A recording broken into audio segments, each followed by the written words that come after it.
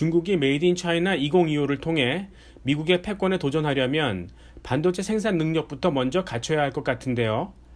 중국 정부는 대만의 반도체 R&D 인력을 끌어오고 있다고 합니다. 결국 반도체 산업도 중국으로 넘어갈까요?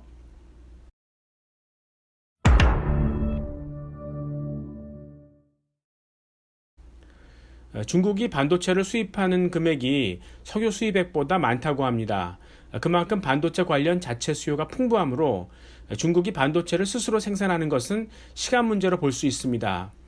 단, 반도체가 누적된 기술이 많아서 따라잡기 어렵고 중국의 반도체 회사 M&A를 미국이 방해하며 기술 개발을 어렵게 하고 있습니다. 따라서 우리의 우려보다는 시간이 좀 더 걸릴 것이라는 전망이 우세했었습니다.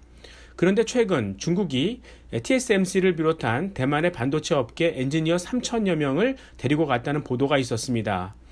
대만의 반도체 관련 엔지니어가 4만 명 정도로 추산되는데 거의 10%에 육박하는 사람들을 데려갔다는 것입니다.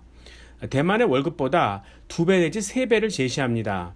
또 중국 정부는 지난 11월 대만인들이 중국 본토에서 평등하게 일하고 공부할 수 있는 법안을 발표했습니다.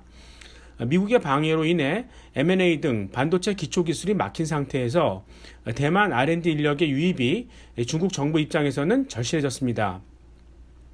대만 반도체 엔지니어 입장에서도 블루오션인 중국 내수시장에서 좋은 보상을 약속받는 바 가지 않을 이유가 없습니다.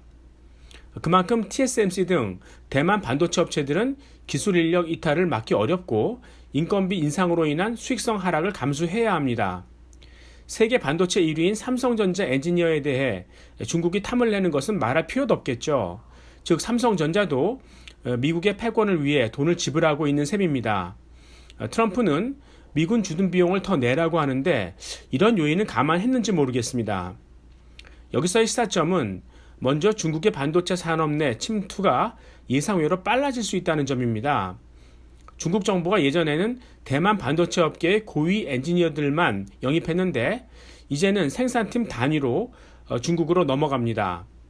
중국은 기존 SMIC 이외에 내년부터는 창신과 양쯔 2개의 신규 메모리 반도체 회사가 대량 생산을 시작합니다. 생산량 기준으로 대만을 추월할 수 있다는 분석도 나옵니다. 이는 반도체 의존도가 심해진 한국 수출과 경제에도 직접적인 타격을 줄 수 있고 원화 가치 절하의 요인이 될 수 있습니다. 한편 이런 이유로 인해서 미국과 대만이 밀착하게 됩니다. 한국도 반도체 산업을 지키기 위해서라도 미국 패권을 지원해야 하는 입장이네요.